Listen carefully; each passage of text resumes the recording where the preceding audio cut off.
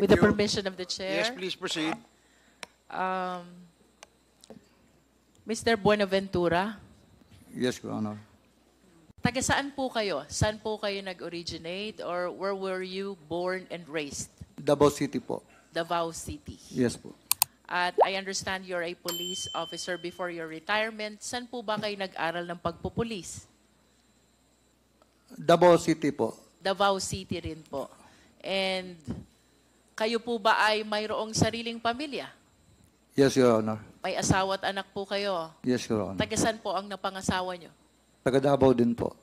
Going back to your police career, sir, saan po ba yung unang assignment nyo? Turil Police Station po. Saan po yon? Sa district o 3rd District of Davao. Turil Police Station, Turil, Davao City. Turil, Davao Yes, City. Your Honor. Anong taon po ito, sir? May 16, 1978 po.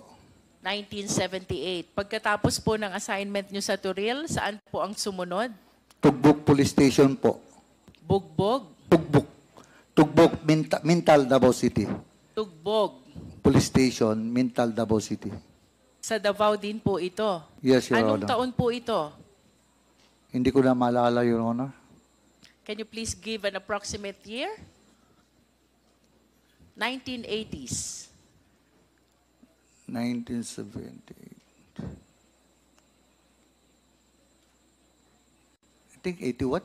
1981. I'm not sure, Your Honor. I'm not sure. 19, maybe. Pagkatapos po ng Tugbog, sir, saan po yung sunod na assignment nyo? Sa Davao City. Saksa. Sa Davao City. Your Sasa. Honor. Sa Police Station, Davao City. And can you please cite also the approximate year? I'm not sure, Your Honor. Maybe 1983. Not sure, Your Honor. 1983. After Sasa, saan po kayo sunod na na-assign? Doon na po kay Kwan, na naging security driver na po ako ni then Mayor Rudy Duterte po. Maari niyo po bang ikwento sa amin kung paano kayo napunta kay President Duterte during that time?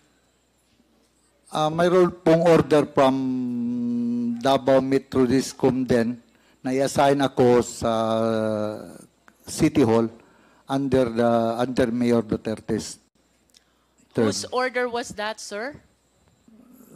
Davao City Police Office po. Oh, so the order came from the Davao City Police Office. Napunta po kayo sa Office of the City Mayor.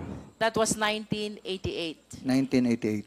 And starting from 1988, you work for Mayor Duterte. Can you please describe to us ano ho bang naging nature ng trabaho nyo sa noon ay Mayor Duterte? Security driver po. Security driver. And Yes, Your Honor. I wish to believe that as security driver, sir, kayo po ay halos 24/7 kasama ni Mayor Duterte. Yes, Your Honor. Paari niyo po ba siyang ilarawan?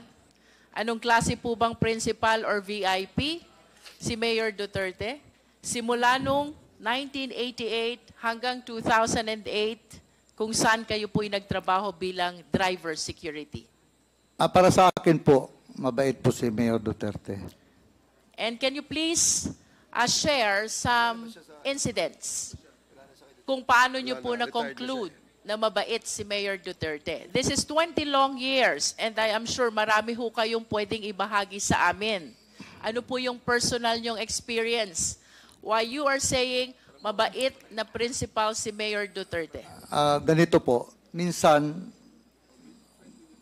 kung gabi magpatrol, may madaanan kaming tao, tanungin niya kung saan ka mag-uwi. We out in the morning. Tapos sabi niya, pakilala siya, Mayor Duterte, saan kayo mag-uwi?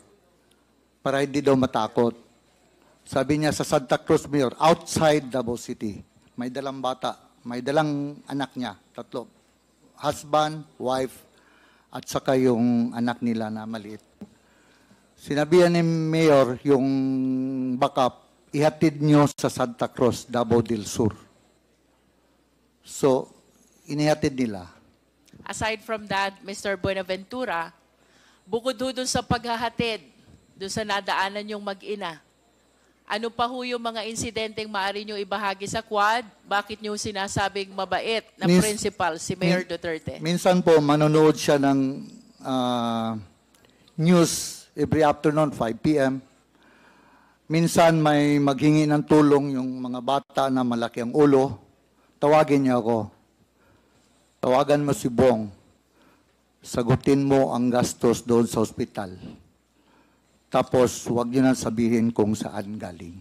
By Bong, are you referring to Senator Bongo? Yes po, yes po.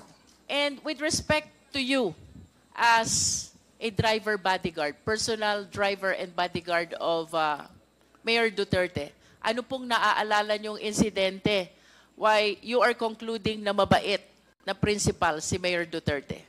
Sa inyo pong personal na buhay, ano pong nagawa ni Mayor Duterte? Marami po.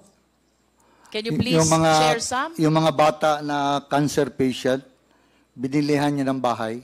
Sir, I am referring to your personal and family life. Ano pong naitulong sa inyo Yung ng asawa dating ko po, Pangulo? kasi yung asawa ko, may cancer, breast cancer po. Tapos sabi niya, anong problema mo? Sabi ko, okay lang sir. Sabi ko, okay lang. Tinawag niya si Bong, Bong, tulungan mo si Sunny. Yung tinulungan po ako. 2 beses na operahan yung misis ko. Cancer patient. Ngayon po, at least, wala na siya. Okay na. Ayos, actually, na-cure po siya, na-cure. Nasaan po yung misis nyo ngayon? Nasa Davao po. And in addition po dito sa hospitalization ng misis nyo, ano po ba ang naalala nyo na naitulong ni Mayor Duterte sa pamilya nyo? Wala naman po, kasi ako po talaga, may sinabihan si Mayor. May sinabihan siya na yung guwan, sabi niya, son, sabi ni Mayor, ito si, not to drag myself, ma'am. Sabi niya, ito si Sunny, wala talagang binigay sa akin tong problema. Tinutulungan pa ako. Kasi hindi kasi ako nagakuan sa kanya, sir, ganito problema ko, sir, ganito problema ko, sir, bahay. Wala po. Wala talaga. Kung ano lang ang kuan niya, ma'am, na siguro pag wala talaga kahit sa school, hindi ako nagakuan sa kanya na may problema ko sa mga anak ko sa eskwelahan. Magkano man lang kuan namin yun, walang trabaho pa yung first mga asawa ko. Wala, hindi ako nagakuan sa kanya na ganito, ganyan, kurente, wala talaga, ma'am. Are you trying to say, Mr. Buenaventura, that for a period of 20 years, that is from 1988 to 2008, Ma'am, sorry po. ang sinasabi niyo po ba simula 1988 hanggang 2008, ang naging personal na tulong lang sa inyo ni Mayor Duterte ay yung pagpapa-ospital ng inyong misis at wala nang iba? Minsan po, siyempre, pagdating ng Christmas, bigyan ka ng bonus, ganon. Pero kahit nagpatayo ako ng bahay, wala man, hindi man siya nagkuhan. Hindi man na din ako nagsabi sa kanya. Nagpatayo ako ng bahay, sarili ko, unti-unti. Hindi man ako nagsabi sa kanya, nagpatayo ako ng bahay, so wala. In other words, Mr. Buenaventura, aside from the modest gifts during special occasions, ito lang ang naaalala niyong naitulong na personal sa inyong pamilya, ang hospitalization ng inyong breast cancer na misis. Mayroon naman, ma'am, pero hindi ko na makuha niya, ma'am. Mga konti-konting bagay. Minsan, bigyan ka ng sapatos, search, ganyan lang, ma'am. Mr. Buenaventura, how well do you know the President? Gaano niyo po kakilala si Pangulong Duterte? Mabait po siya sa tao. Bukod po sa mabait na sa tao, what else can you say about him? Kalaban niya po yung mga kriminal. Mr. Buenaventura, I wish to believe na dahil kayo po'y taga Davao, doon kayo pinanganak, doon kayo naging pulis, doon kayo nagkaroon ng unang assignment hanggang sa napunta kayo kay Mayor Duterte. Talagang kilala niyo po si Mayor Duterte. Tama po ba? Yes, Your Honor. As a matter of fact, 20 years of your career in the Philippine National Police was spent with Mayor Duterte. Tama po? Yes, Your Honor. At nais ko po sanang tanungin ito hong mga personalidad na babanggitin ko sa inyo na sa tingin ko po kilala nyo ito dahil sa haba ng panahon nakasama nyo siya sa inyong trabaho. Nakikilala nyo po ba si Police Chief Inspector Ernesto Makasait? Yes, Your Honor. Sino po siya? Bimidal Police Officer ng Davao City yun. How about SPO4 Desiderio Dick Cloribel? Yes, Your Honor. Kapwa police ko po. How about SPO4 Fulgencio Pavo? Yes, Your Honor. SPO4 Bienvenido Laud? Yes, Your Honor. SPO3 Jeremias Baguhin? Yes, Your Honor. SPO2 Teodoro Pagidobon? Yes, Your Honor. And PO1 June Naresma? Yes, Your Honor. Would you confirm with us na ito pong mga police na nakikilala nyo ay miyembro ng Anti-Crime Task Force ng Davao City Police during the time of Mayor Duterte? Headed by Colonel Makasait, Your Honor. Yes. I will be proceeding to the next batch of police officers, Mr. Buenaventura. Nakikilala niyo po ba si SPO3 Reynaldo Capute? Yes, Your Honor. How about SPO3 Simplicio Capute? Simplicio. Simplicio Capute. Simplicio Caputi, wala po. SPO2 Antonio Balolong. Yes, Your Honor. SPO1 Jim Tan. Yes, Your Honor. SPO1 Ben Furog. Yes, Your Honor. PO3 June Cabalinan. Yes, Your Honor. PO2 Arnold De Chavez. Yes, Your Honor. PO2 Rezalino Aquino. Yes, Your Honor. PO2 Jovencio Humawan. Yes, Your Honor. PO2 Enrique June Ayaw. Yes, Your Honor. PO1 Tata Migueliano. Yes, Your Honor. PO1 Ronald Lau. Yes, Your Honor. PO1 J. Francia. Yes, Your Honor. PO1 Reynante Medina. Yes, Your Honor. Senior Inspector Junicio Abude Jr. Yes, Your Honor. Bakit niyo po sila nakikilala? Kapwa police po sila. Kapwa police ko po from Davao City. And would you confirm that they are members of Heinous Crime Task Force? Yes, Your Honor. And that was also during the time of Mayor Duterte? Yes, Your Honor. Ang sunod ko pong itatanong sa inyo, nakikilala niyo po ba si Edgar Matobato? Nakilala ko lang po si Edgar Matobato sa Samal Island, Your Honor. Paano niyo po siya nakilala? One time, may nakita ako wearing sleeveless shirt. Siguro, sleeveless. Nakita ko, may tao kasi, siyempre, pulis ako, may nakita akong tao naka-sleeveless, naglakad, na naka-holster ng 45 at pumunta siya sa isang sasakyan na yung owner type jeep. Mayroon yan siyang owner type jeep.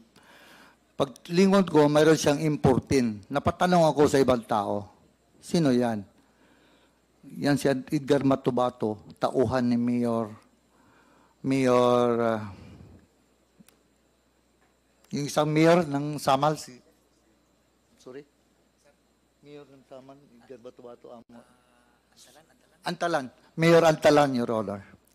Nabanggit niyo po na nung una niyong nakita si Edgar Matobato ay siya'y may dalang armas? Naka-holster, Your Honor.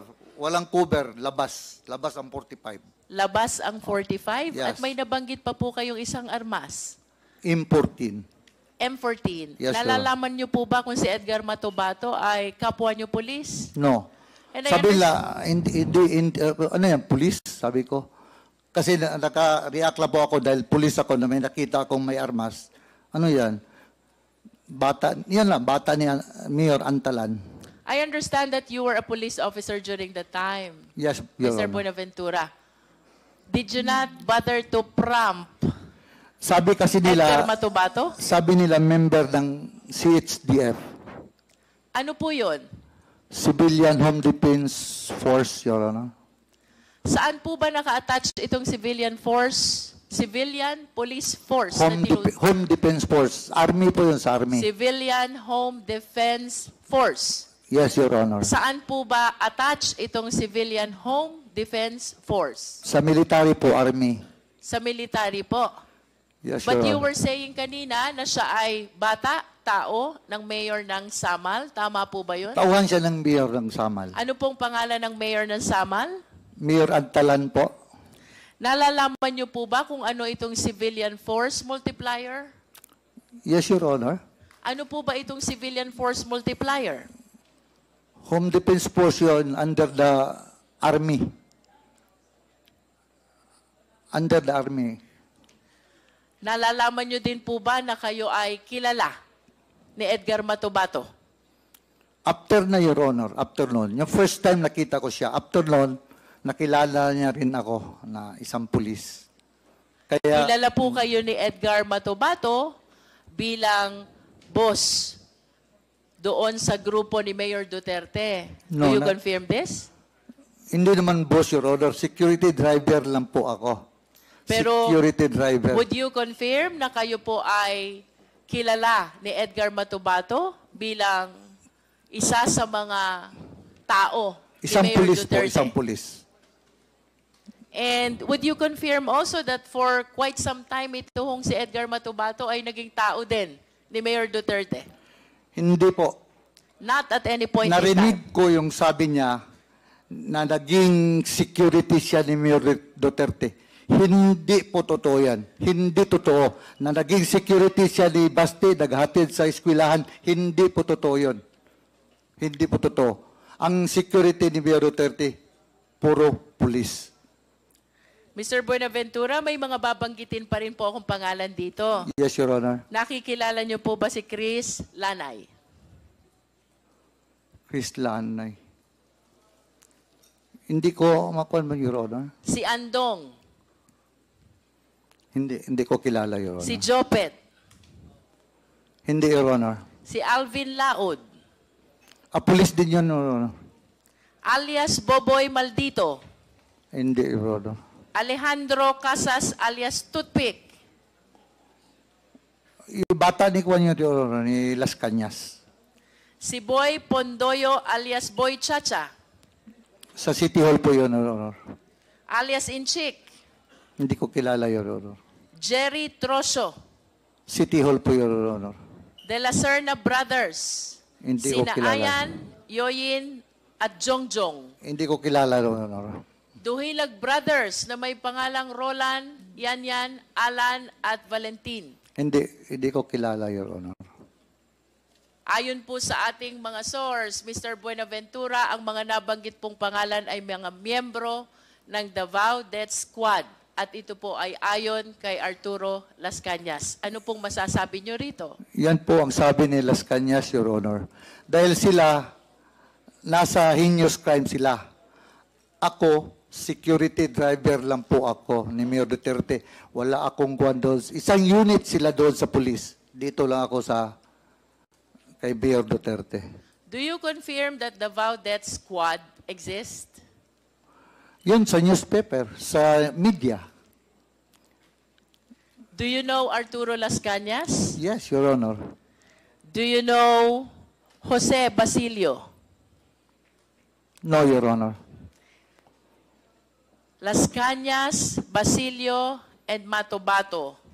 All of them are members of DDS, Davao Death Squad, and they are identifying you bilang taong dinadaanan ng mga orders ni Mayor Duterte. Ano pong masasabi nyo dito? Ganito po yun, Your Honor.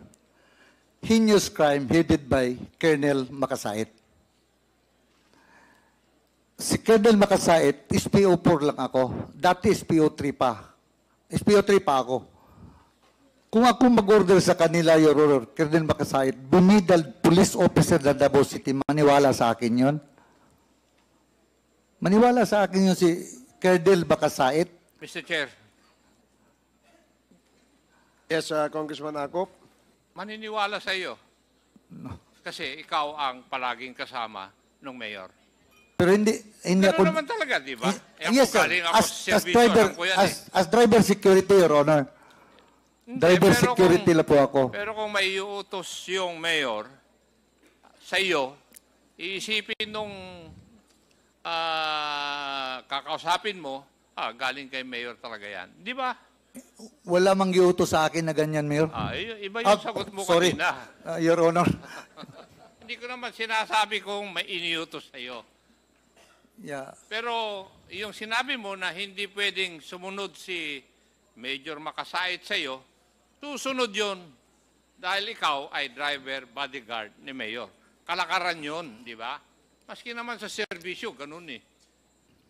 Di ba? Pares tayong galing sa serbisyo, kaya alam ko yan. Kaya huwag mong sagutin si Honorable Luis Ron ng ganun. Ang tamang sagot mo, hindi naman ako inutusan ni Mayor. Di ba? Mr. Buenaventura? Yes, Your Honor. Yes. Thank you, Mr. Chair. Mr. Buenaventura, sino po si Superman? Hindi nyo rin po ba alam? Yun ang call sign ni Mayor. Doon may radyo pa kami. Superman.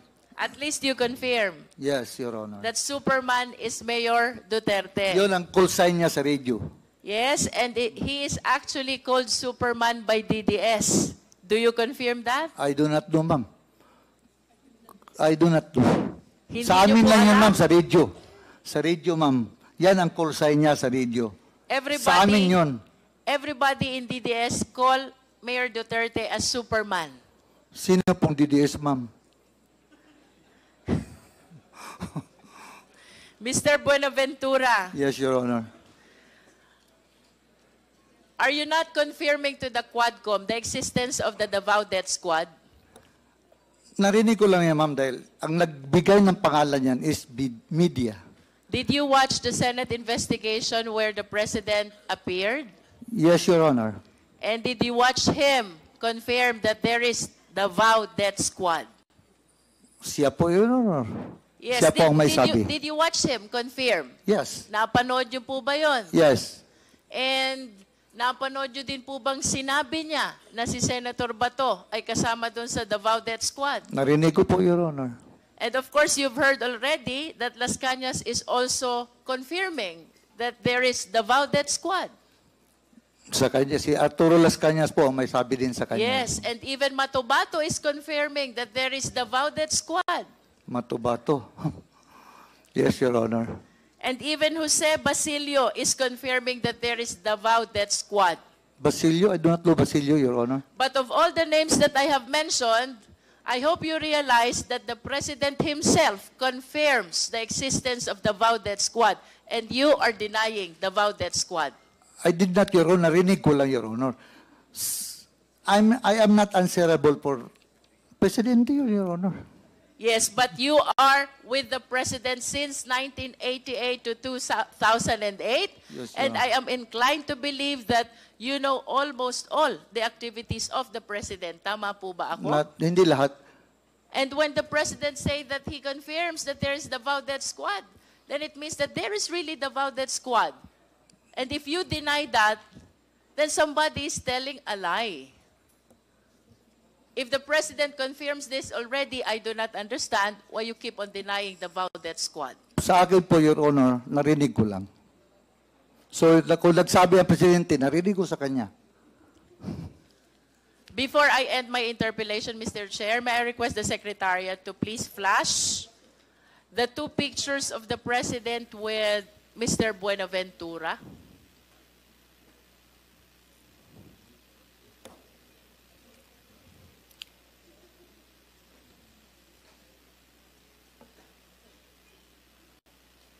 Can we have the two pictures, Secretariat, please?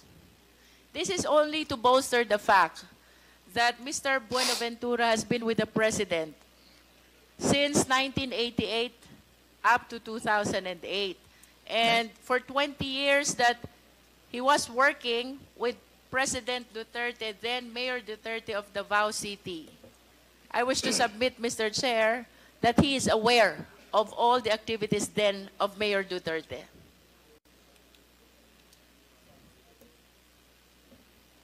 Secretariat.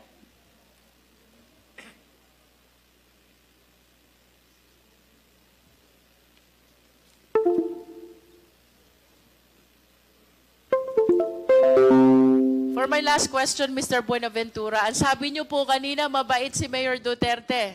You confirm that? Yes, Your Honor. Kung ibabalik ko po yung inyong nakaraan and if you will be given the choice, sino pong gusto nyong maging principal nyo ulit? Si Mayor Duterte po ba ulit? Yes, Your Honor. That's how you admire, idolize, respect, and care for the former president. Tama po ba? Yes, Your Honor. And in the scale of 1 to 10, Mr. Buenaventura, if we will be assessing your loyalty and dedication to the former president, paano nyo ho ba gradean yung level ng loyalty at dedikasyon nyo sa former president? 10. 1 being the lowest and 10 being the highest. 10. And with a grade of 10, you will not say anything that will harm the president, yes or no? Sorry, ma'am. And with a grade of 10, ibig sabihin, yun po ang pinakamataas na loyalty at dedication na ibinibigay nyo sa president, you will not say anything that will harm the president. Yes. Yes, Your Honor. To the extent that you will make misrepresentation to save the president, yes or no? Sorry po. But what do you mean, Your Honor? To the extent that you will be making misrepresentation to save the former president. Tama po ba yun? Yes or no? Yes, Your Honor. With that, Mr. Chair, then I wish to believe that the representations that he is giving Mr. to us Chairman, right now, Can you kindly not translate that to entirely Tagalog? Para Mr. Buenaventura, Sorry. kanina po tinanong sorry, ko ma'am. kayo Sorry, Your Honor. kung atin pong gragraduhan ang inyong loyalty at dedication sa inyong naging principal for a period of 20 years. 1 is the lowest and 10 is the highest. 10 po.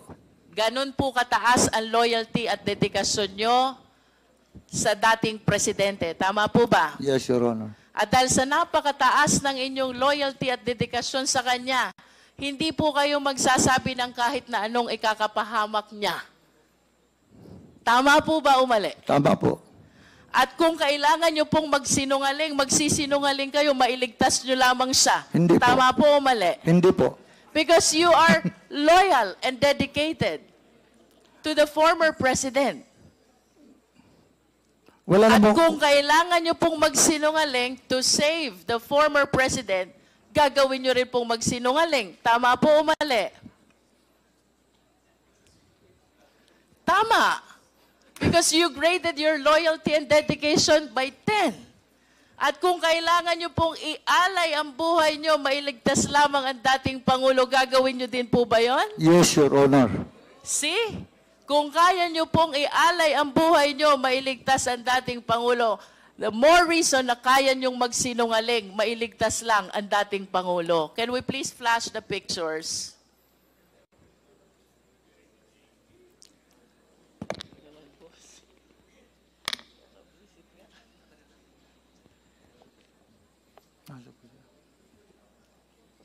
Next picture, please. The 2 old pictures. There. Maaari niyo po bang ituro sa amin dyan? Sino po ba kayo dyan? Yung nakatindig po, nakaputi. Yun pong nakatayong nakaputi. Yes, Your Honor. Sino po yung may bilog doon sa gitna? Si dati presidente po. At sino naman po yung mga kasama ninyo sa picture? Taga-media po. Taga-media. Saan po ba kuha itong letratong ito? Sa kwan po, sa Turil, yung masalang Eden Bayabas po, hindi pa yon, wala pa yung, Mga anong taon po ba kuha itong letratong ito? hindi ko lang maalala. Hindi ko lang maalala, Your Honor. Approximate year lang po. Perhaps you can base it on the looks of the former president. Batang-bata pa po siya dito. If you started in 1988, Early 90s, Your Honor. early 90s, so mayor na po si President Duterte during that time. Yes, Your Honor. As early as then, gano'n na po kayo ka-close dito sa ating dating Pangulo, no? Kasi kahit mga media ang kasama, kayo pa rin ang kasama niya. Tama po ba?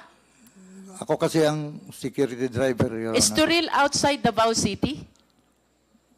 Within Davao City. Within Your Honor. Davao City. Can we flash the next picture, please? Sino po kayo dito, Mr. Buenaventura? Wala po ako dyan, ma'am.